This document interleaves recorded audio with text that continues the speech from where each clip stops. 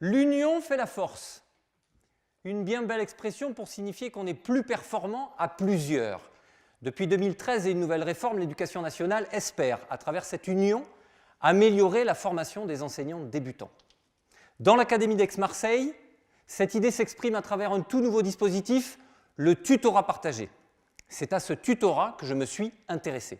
Il s'agit de réunir pendant 2 heures des enseignants débutants et des professionnels issus d'environnements différents, à savoir des enseignants formateurs œuvrant à l'université et d'autres intervenant sur le terrain, principalement dans les établissements scolaires. Ce dispositif s'appuie donc sur ce que j'ai appelé la polyphonie. Mais suffit-il de vouloir croiser des manières différentes de faire pour aider ces enseignants débutants à mieux exercer leur métier? Pour répondre à cette question, je suis allé regarder pendant 2 ans ce que 3 enseignants formateurs expérimentés, responsables de la mise en œuvre de ce dispositif, ont fait pour incarner cette idée. Mes résultats m'ont amené à faire 3 constats. Premièrement, à ma grande surprise, non seulement les enseignants travaillent, mais en plus, ils travaillent beaucoup. Plus sérieusement, malgré toute l'énergie dépensée, le résultat n'a pas été aux yeux de ces enseignants à la hauteur de leurs espérances, et donc a souvent été source de désœuvrement. Deuxièmement, ne pas avoir eu la possibilité de mettre en place ce que j'ai appelé un milieu de formation collaborative, a bien souvent transformé la polyphonie en cacophonie.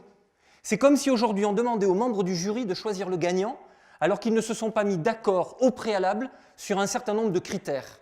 Imaginez la foire d'empoigne. Troisièmement, il aurait été nécessaire pour ces enseignants d'avoir un temps pour absorber une idée qui finalement est loin d'être évidente. Vouloir assimiler trop vite peut provoquer soit des douleurs, soit du rejet, et avoir en conséquence un véritable impact sur la santé.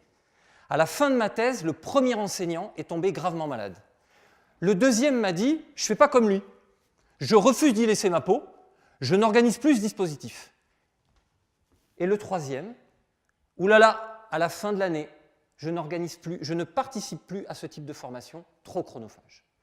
Alors, acceptons que se réunir et proposer ensemble de la connaissance n'est pas un allant de soi. Créons des espaces pour permettre à ces enseignants d'absorber une telle idée et de l'intégrer à leur environnement de travail. Ainsi, nous créerons plus justement les conditions qui permettent de faire de la polyphonie un véritable outil de professionnalisation et aideront la France à devenir un leader en matière d'éducation et de formation. Je vous remercie.